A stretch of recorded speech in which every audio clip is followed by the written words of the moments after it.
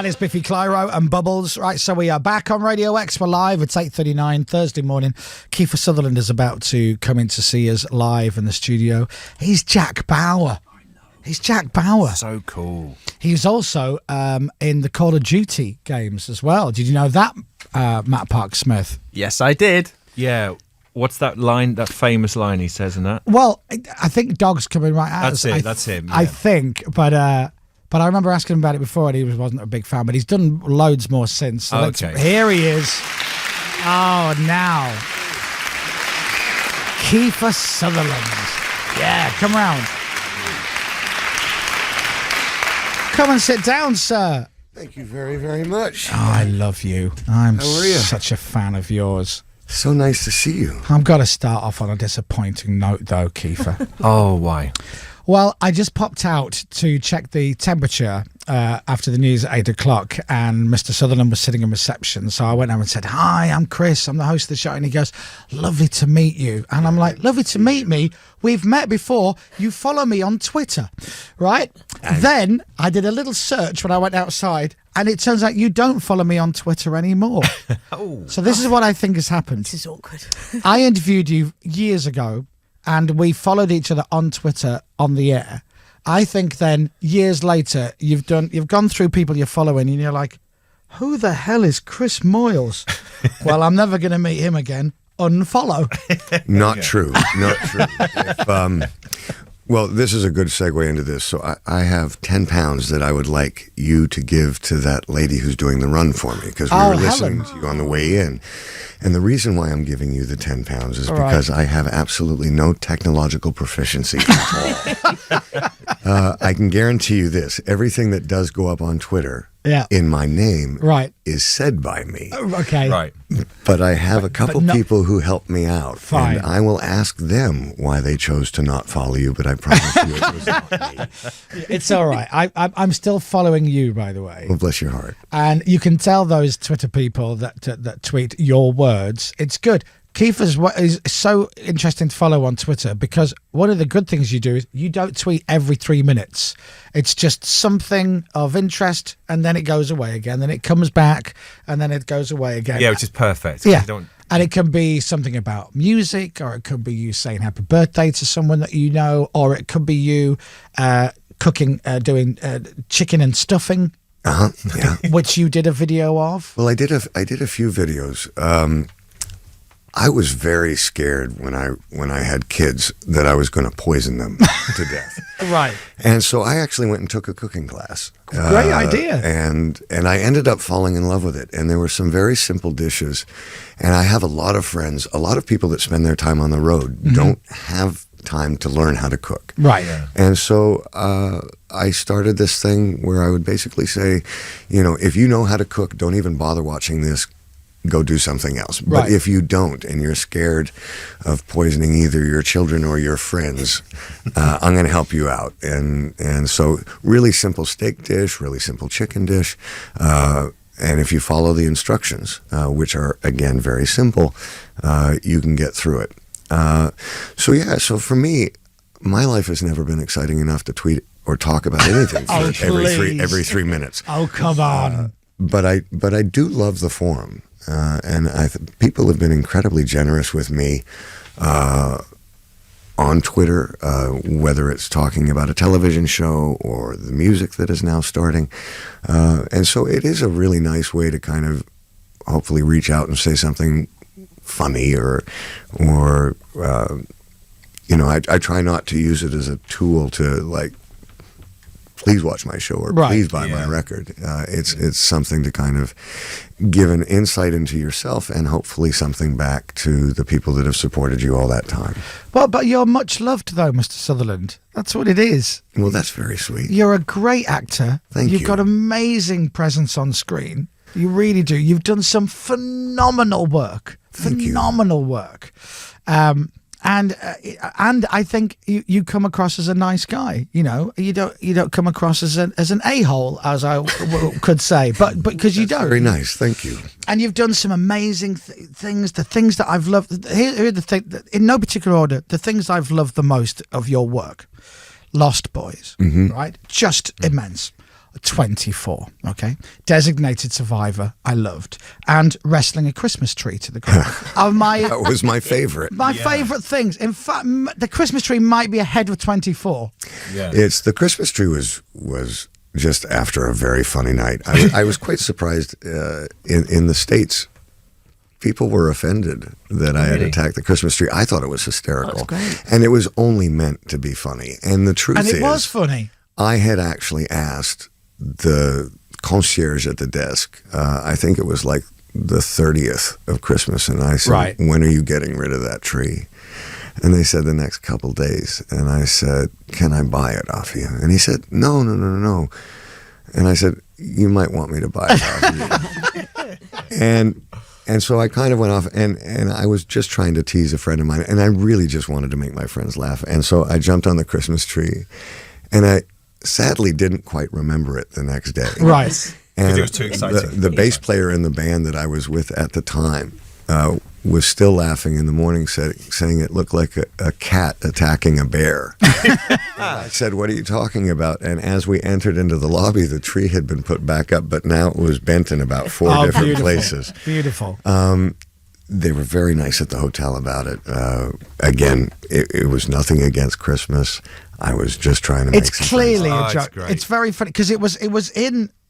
They were filming a documentary or something, weren't they? We were filming a documentary called "I Trust You to Kill Me." That's right, and so it's a huge Christmas tree in the lobby of a hotel, and if you've never seen the video, you should watch it. It's great, but everything about it's lovely, is perfect. The timing, and because it's real, and Keifer Sutherland basically leaves the bar and goes, right, I'm off to bed, good night, starts walking towards the elevators, and then all of a sudden leaps out of the blue to his right, up into the air, into this Christmas tree, and then disappears out of sight. It's great. It is. You probably commit to it. It's great. I've seen it a good couple of hundred that times. That took a few whiskeys.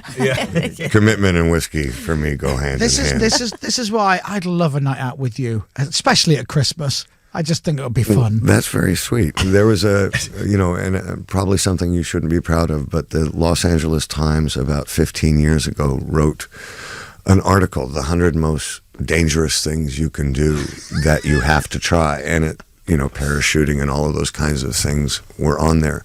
But number 11 was a night out with me, which I took great pride in. So, we'll do it. Do you still occasionally have the odd night out? Oh my gosh, more than occasionally. Yeah. Okay, good. I like that. Yeah. That's good. So, so many things to talk to you about.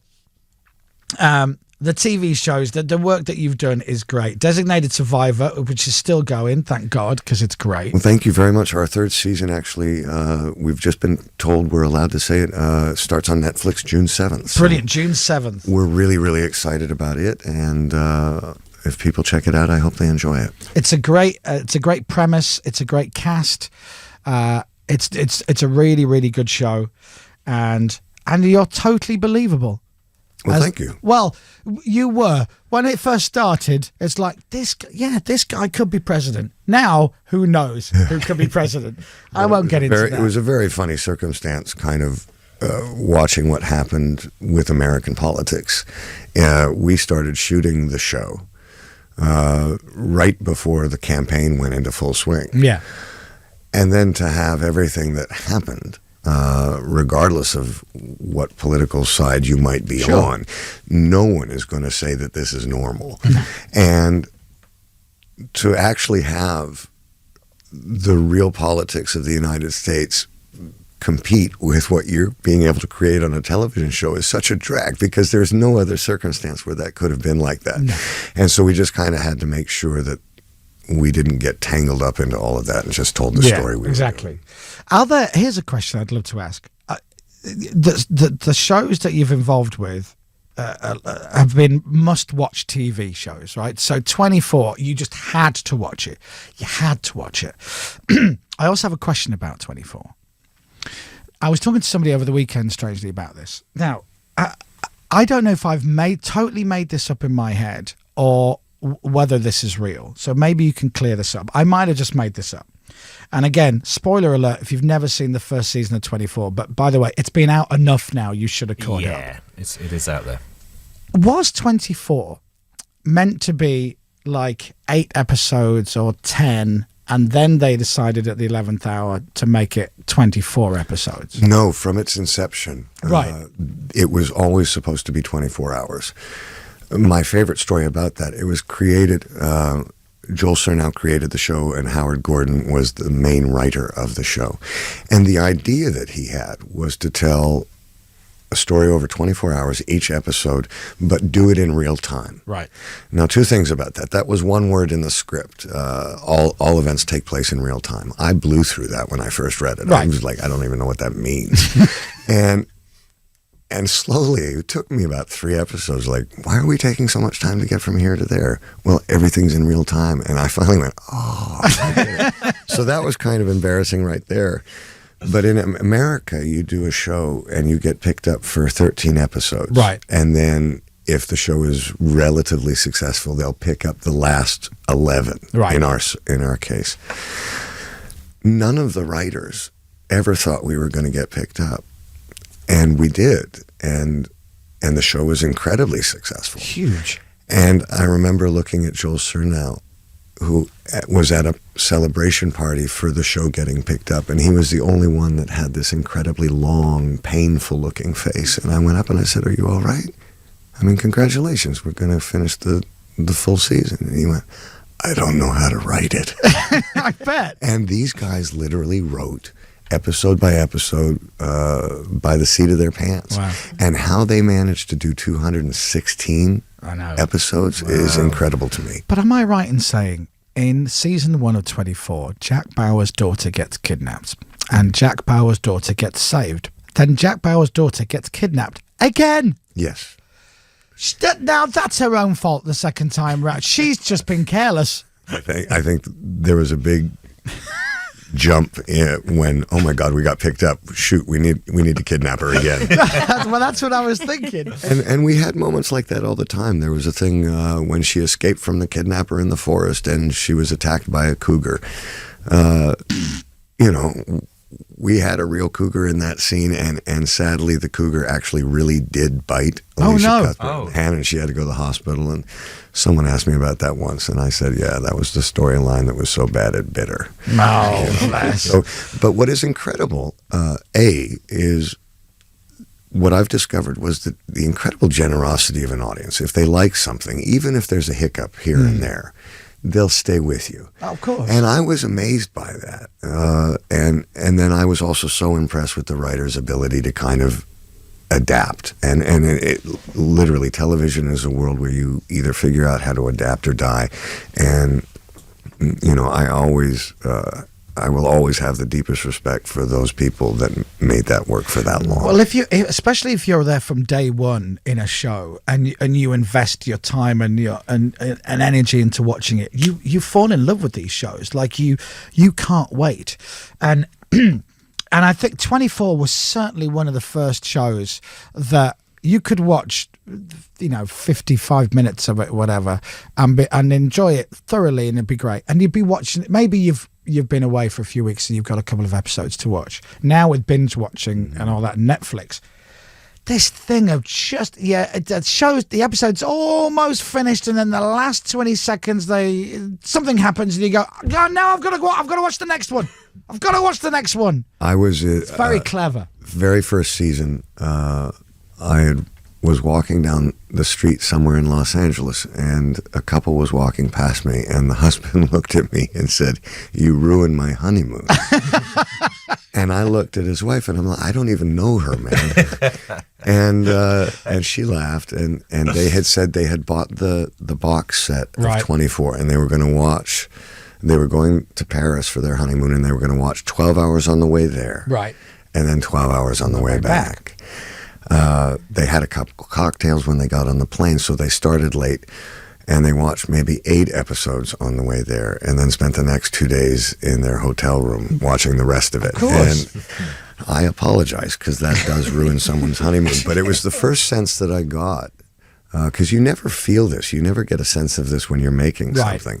But it was the first sense that I got that 24 was hitting a nerve with a group or an audience that was different than anything I had experienced before in my career. But the timing of it, everything about it was just, and it's a different time. Like you even just say, DVDs now. Like who's buying DVDs? Right, yeah. But I remember everybody had the CTU ringtone on their phone. So people's mobiles were going off, cell phones going doo doo doo doo, and you're like, "Where did you get that? Where did you get that?" And everybody had it. And now everyone just goes, "Whatever, iPhone, give me that's what rings." But are there any TV shows that you like get into that you absolutely adore and love? Well, yeah, and I can go back a ways too. Shows that I felt really transformed television in America. I'm not as familiar with British television as I probably should be. Right. But shows like Hill Street Blues and ER, Great. they set the groundwork for shows like 24, Sopranos. West Wing was another amazing Awesome show. show. The Wire was one of my favorite shows. And now Better Call Saul, I really like that. Love that show. I'll tell you, this is not a very flattering story for me, but I think it's actually quite funny. So I had to go to jail for a while. Right. And It was research, I wasn't was in jail, and I was there for about 3 months. And you kind of had to watch on the telly whatever the guards were watching. Right. And lucky for me, they were watching Breaking Bad. And it was the very first, so I watched the very first 7 episodes while I was in jail. And at that point, I'm thinking this show is really good, but I'm also thinking that maybe in my environment, I would think anything is pretty good. And so I remember telling Bryan Cranston when I had gotten out, I had to watch the whole show over again to make sure that it was in fact really good and it wasn't just, thank God, something there to watch instead of just, sitting around with the boys. Yeah. So yeah, that was a real favorite show That's of a mine. great show. And then there's shows like Peaky Blinders right now that I really like. I'm not getting to watch as much television just because we've been on the road so much. Yeah. Doing the music stuff but it's really exciting. There is some great stuff out there. Well, speaking of music, and we're gonna. How long have we got Keifer with Well, us? till 9. Oh, okay. I'm so sorry. I know. I can do all the dates after 9 o'clock when you've gone. I can go on about this, but you must go and see touring around Europe. Keifer and his band are playing, and all around the UK in October. Yeah. Playing Cardiff, Glasgow, Dublin, Hull, Manchester, Birmingham, London. I see you have so far a night off after Dublin. Very wise. Thank you. Very wise. Yeah. You are a seasoned pro when it Yes. comes to playing live in Dublin. It's and I think we're really excited. We get to go play Belfast for the first time too. Great. We've played Dublin before, which is why we now know to take a day off after Dublin. That's right. And then we're playing festival dates all through July and August, back and forth between the states. And then we just got asked to open up 3 dates in Russia, Helsinki. Wow.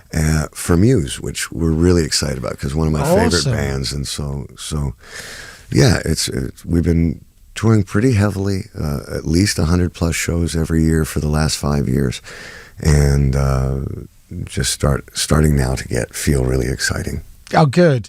Everybody should definitely go get the album and also get the single. Well, get the single will be on the album. Yes, the single will be on the album. It's called Reckless and Me, and it actually it drops tomorrow.